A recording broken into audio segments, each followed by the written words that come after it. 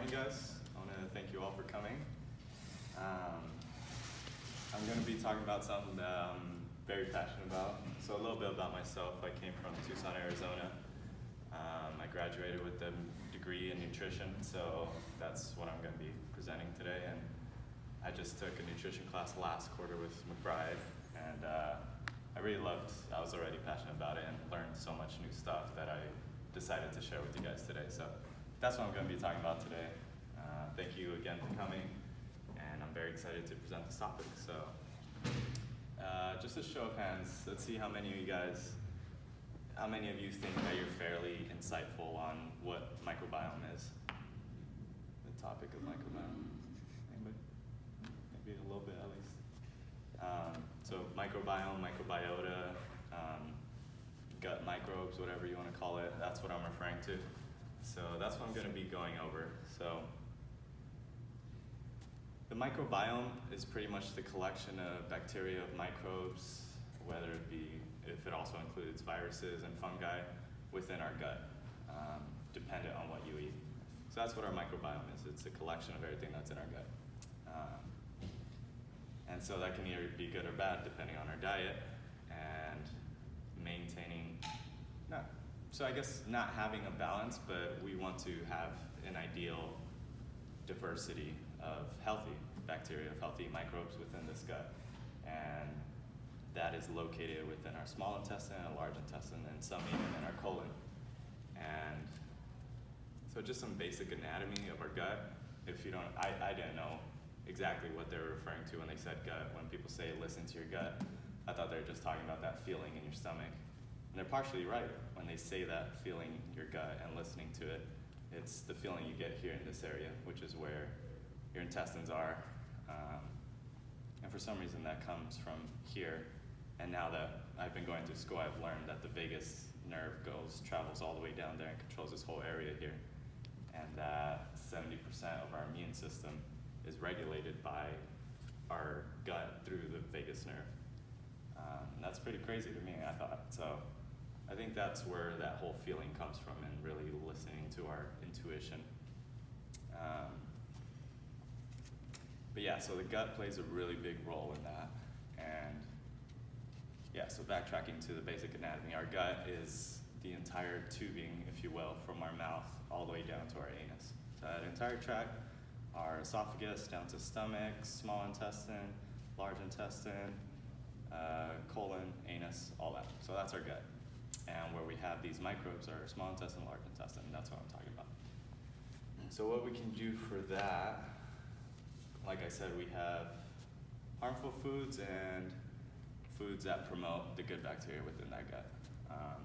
So I'll just go over a couple. Let me talk about the structure of the small intestine, large intestine. So we have these enterocytes.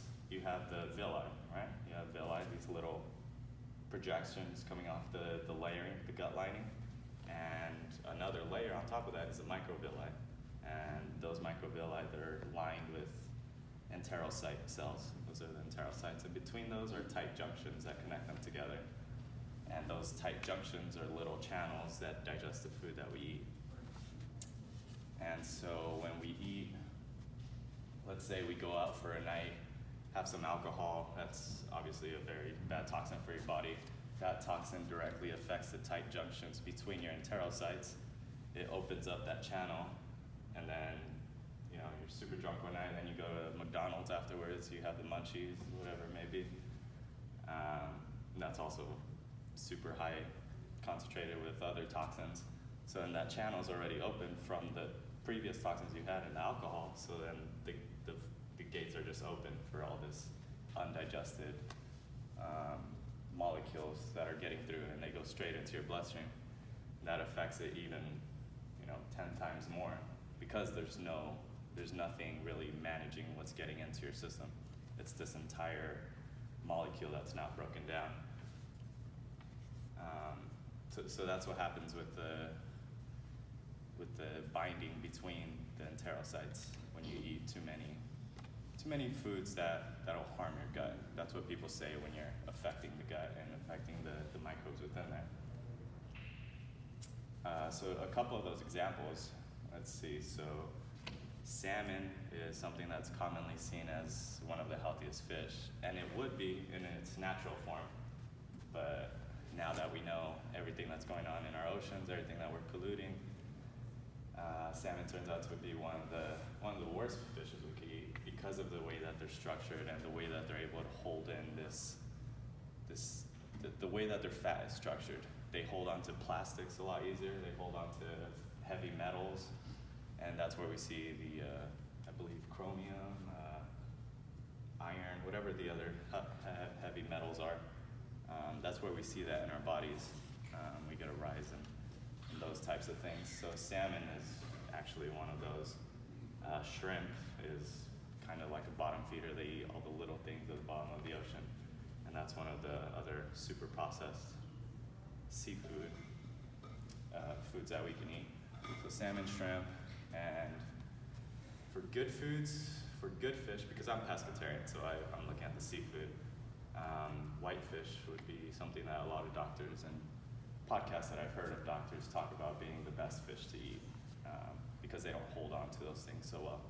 So cod, swordfish, anything that's like whitefish.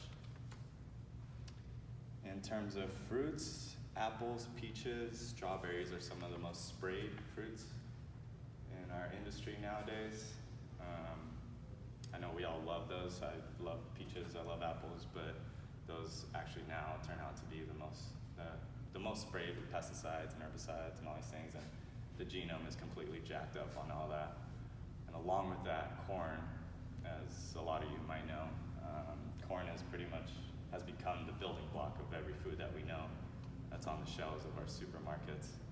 And they've turned that into anything and everything in the lab, they've created high fructose corn syrup. They've turned it into anything possible. So we're consuming a ton of corn in our diet. All of us are fairly healthy, so I'm referring to the overall country. But corn is also one of the most sprayed and effective genetically foods that we can eat. So corn, strawberries is another one, peaches, apples, and soy as well. So a lot of vegetarians, a lot of vegans think soy milk, tofu made out of soy would be a lot better.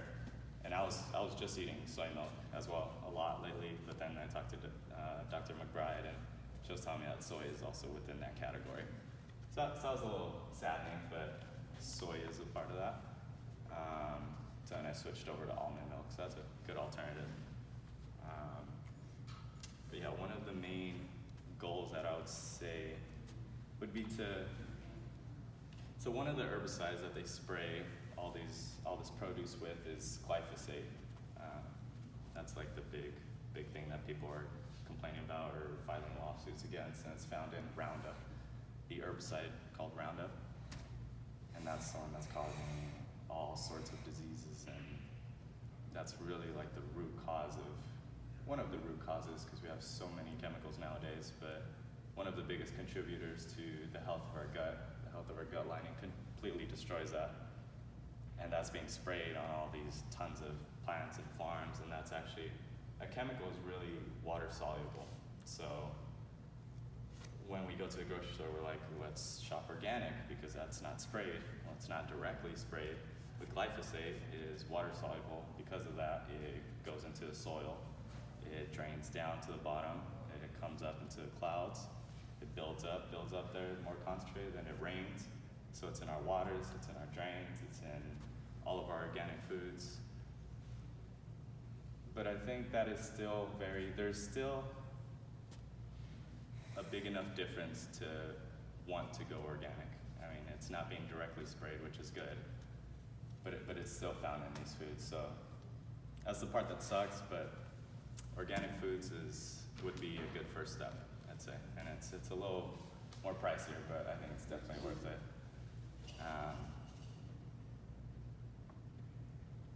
Another food is canola oil. So along with corn, canola oil is one of the cheapest oils in the market, and that is what a lot of big companies are using to create their foods. Canola is just like corn. It's something all the restaurants use, even eating out. That's why eating out is so bad for us, And I was thinking about this too. It was like, if I'm the owner of a restaurant, I'm gonna want to save money. I'm gonna want to use the cheapest products, something that people don't really know about that is harmful. And it might not be intentionally, education's a big part of why our health as a country isn't doing so well. But pretty much every restaurant uses canola oil, and people don't really know about that yet. So they're all using canola oil. That's right there, right alongside corn in terms of how damaging it is for our gut. So when you look at the ingredients in the supermarket, you can see it's made out of canola oil, some type of corn if it says, but they try to trick you with different names now. So canola oil, high sugars, of course. We know that cancer feeds off of glucose.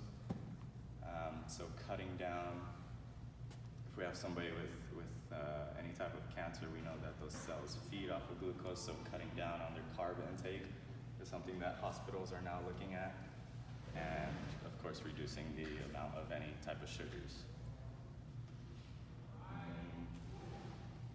Yeah, so the good news about all this, I know it all seems like bad news, but the good news is that our gut is really good at recovering and rehealing, and the time frame of that is 3 to 5 days. So something that I didn't even know about coming into here is fasting. I didn't know that was a thing. I thought that was just something in the Bible. And then I came here and I heard people were actually doing that. It's like a really big thing with scientists and doctors. So fasting if you haven't fasted before, I would recommend just doing something that's really cool. My roommate told me would be doing a 12-hour fasting. So that's kind of like intermittent fasting. So the time that you have dinner to the time that you have breakfast, that would be a good little prepping your gut for being able to withstand the time that you're fasting. So you do that for every night for a week, I'd say. Then you would start getting used to those changes. And then probably, doctors are saying, depends on where your gut's at, but if it's pretty jacked up, I'd say once every 5 months or so, do a 3 to 5 day fast. And what that does is, because of the balance, the good bacteria, the bad bacteria you have in your gut, what you're doing when you're fasting, because they're surviving off of the food that you're eating, they're eating all that and doing what they do. When you're fasting, you're pretty much starving all of them. And then once you reach that 3rd, that 4th, that 5th day, everything just starts dying off and you flush out this entire plate of bacteria that you have in there. And once that's done, after you spend so many days not eating, you might not want to have a big giant bowl of kale or fruits that are high in fiber, because then you're gonna get that bloating, you're gonna get this diarrhea, all these side effects, because your body's not ready for that. It's not ready to digest these very tight, structured types of plants. So that's a misconception that a lot of people have after fasting. So what we would do is eat something small, eat a soup, something like bone broth, let's say, something that's very nutrient dense, but very easy on your body. So some liquids, and then a couple hours after that, once your body knows that it's ready to start waking up and work through this gut, then you start reintroducing some more heavier foods, but working in progression. So soup, a salad, then meats if you eat that, little by little. And then you'll start, and the whole reason you do the fast is to repopulate your gut with this whole diversity of good bacteria and take out the bad bacteria. Because the bad bacteria are the ones that really promote that craving. When you get those cravings for sugar, for chips, for cakes, desserts, that's really the bacteria in your stomach talking. That's not really you wanting those things. So that's the whole point of the fasting, is to get the good bacteria in there and have you craving those good foods. You can sustain a healthier life.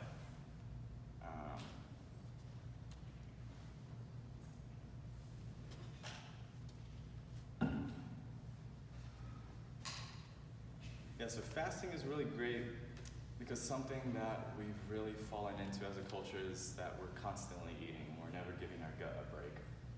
We think that right when we wake up we have to eat because we won't have time throughout the day, and that's fairly true of what's become of our society. So I think a very important listening to our body, pretty much only eating whenever our body is asking for it, whenever we're hungry.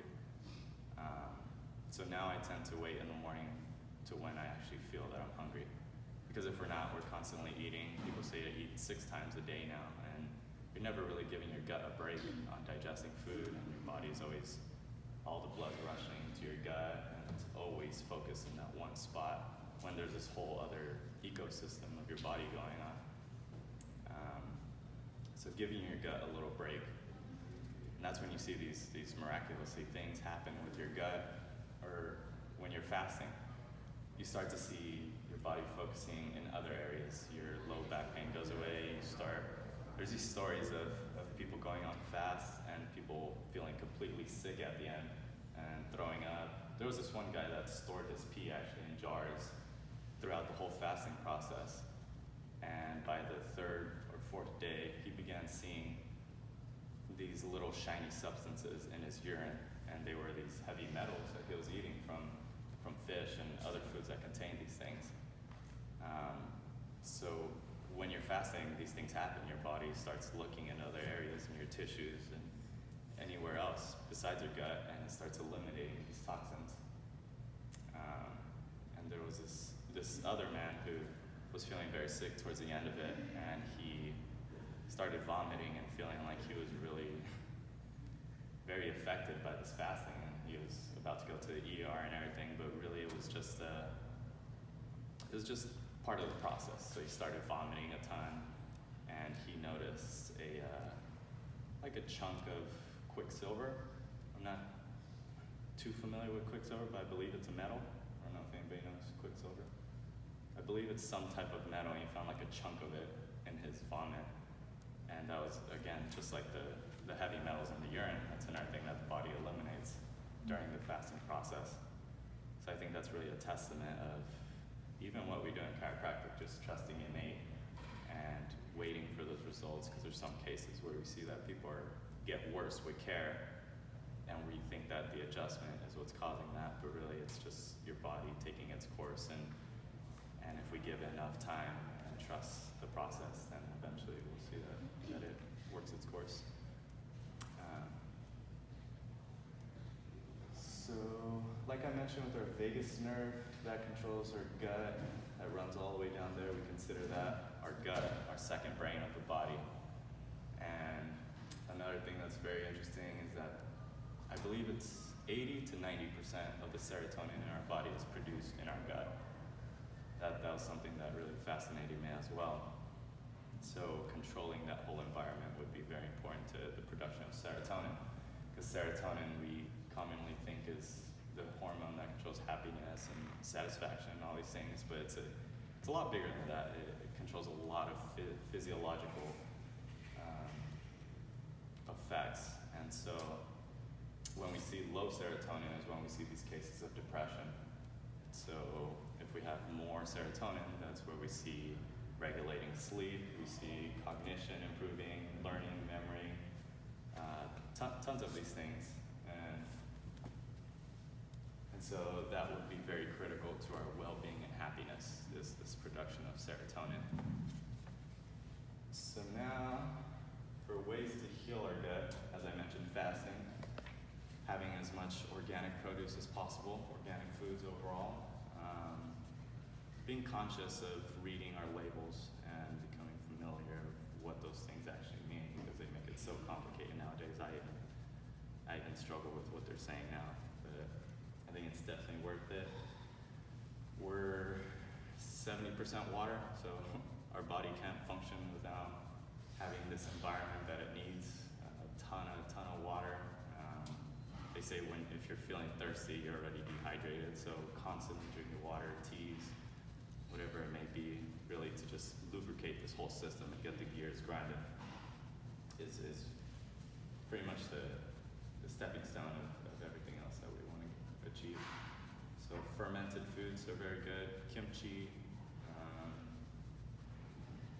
yogurt possibly, that's not pasteurized and then repopulated with bacteria. Probiotics, that's another thing that the industry has created just for money really, because bacteria and probiotics come from cows or I forget what animal.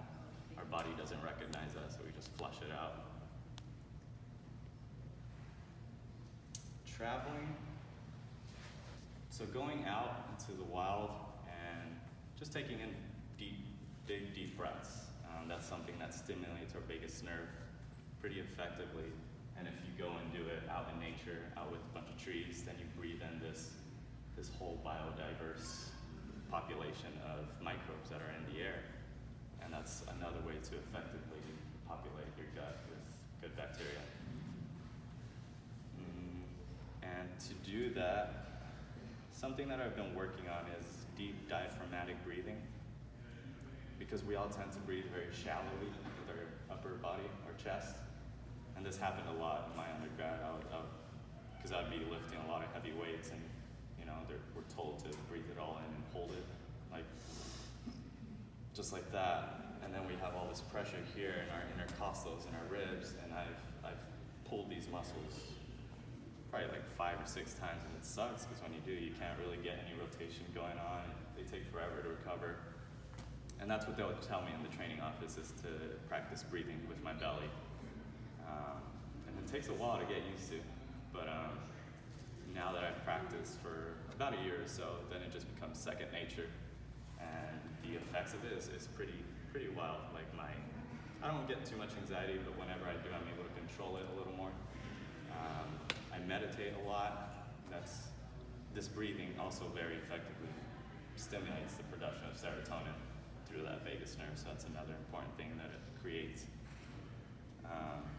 So yeah, just breathing in, really expanding that belly, holding it for a couple seconds to create a little tension, to really heighten that sense of relaxation on the exhale. And then pretty much like looking like you're skinning, sucking your stomach in on the exhale. So in, big belly, and then out. So that's one of the things I could recommend for working towards healing that gut. Meditation, stimulating the vagus nerve. Another thing is CBD has become pretty popular nowadays. There's one that I've experimented with that's actually a fluid, and it's a technology that's being patented here in California because they're 70% water and can absorb oil. So it's a fluid, so I recommend looking into that, and that has worked wonders for me. But yeah, those are all the things that I've come across that are really crucial in the overall health of all of us. So if you guys have any questions, feel free to let me know. Otherwise, thank you guys for coming. I appreciate it. Good job.